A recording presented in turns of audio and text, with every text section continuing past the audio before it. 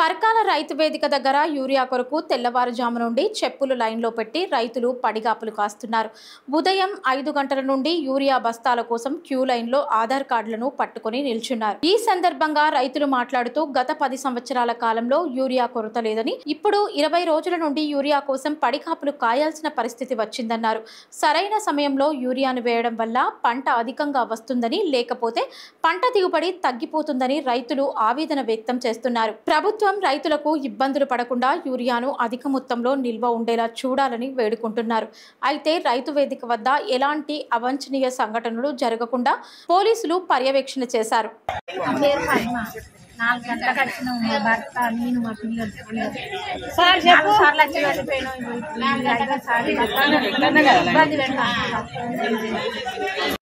నేను తిరగబట్టి 20 రోజులు అవుతాను. ఒక్కటి దొరకలేదు. నిన్న వచ్చినాం ఆ దుకాణం అన్ని తిరిగినాం, పోయినాం, ఆడ దొరకలేదు. వాళ్ళు ఇప్పుడు ఇవాళ ఇంటికి వచ్చినాం. ఇప్పుడు అక్కడ దానికి వచ్చే లైన్ తట్టిందని అట్లా మారిపోయినాం. ఇక మాకు చేసేది ఇట్లున్నది కదా. మొన్న 20 చల్లుకున్నాం. కొంత మందులు లింక్ పెట్టిండు 20 దుకాణాల. మొన్న రెండోసారి చల్లటానికి. ఇప్పుడు మళ్ళీ ఏం లేదని మళ్ళీ వచ్చినాం. 20 రోజులు తిరిగితే మొన్న లైన్ బాగా తట్టి గాలి కవర్ అవుతుందని పోయినాం. మళ్ళీ ఇప్పుడు మళ్ళీ వచ్చినాం. మరి మళ్ళీ ఏమవుతుందో తెలియదు. ఇప్పుడు తిరిగి బట్టి 20 రోజులకు ఎక్కువనే అవుతాను.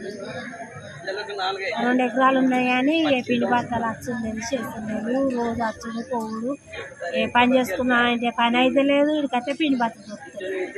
ఇదే తిరుగుడు అవుతాను. చెప్పులైనా, బీరు సిద్ధలైనా, ఆధార్లు అయినా, ఇంట్లో ఎందరం ఉంటే అందరమే తిరుగుతానో ఒక్క బత్త వస్తుంది. ఈ తిరుగుడు మరి ఇవాళ అత్తయో రావో ఏమవుతుందో, ఈ మందులకు కొట్టుకునుడు అవుతుందో, సభ్యంగా మరిపోవడం అవుతుందో బత్త వస్తుంది. ఈ తిరుగుడు పాడుగా మనం ఎప్పుడు దుకాణంలో పోయి అప్పుడే తెచ్చుకునేది, వేసుకునేది, ఏ రిస్క్ లేకుండా ఉండేది. ఇప్పుడు రేవంత్ అన్నని గెలిపించిన సంది ఇదే అంకితం అవుతుంది. రేవంత్ అన్నని గెలిపించింది ఎందుకు? మనకు ఈ లైన్ కోసం. కేసీఆర్ని మనం గెలిపింది మనది బుద్ధి తక్కువ.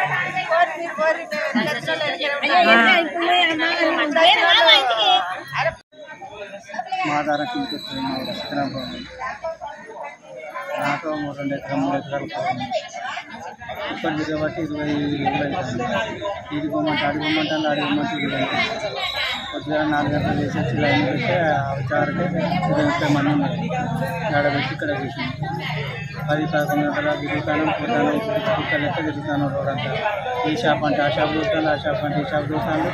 ఆ షాపులు ఇచ్చేది 100 బత్తాలు, ఆ లోపల ఉండేది 200 బత్తాలు. అవేందని అడిగే నాకు మా పరిస్థితికి బాగా తిండి లేదు, చికెన్ లేదు. 11-12 అవుతాను ఇంటికి గారు మా భార్యలు మేము వచ్చి. అప్పుడు అది వరకు స్టార్టింగ్లో 2 ఇచ్చేది, ఇప్పుడు 1 ఇస్తాం.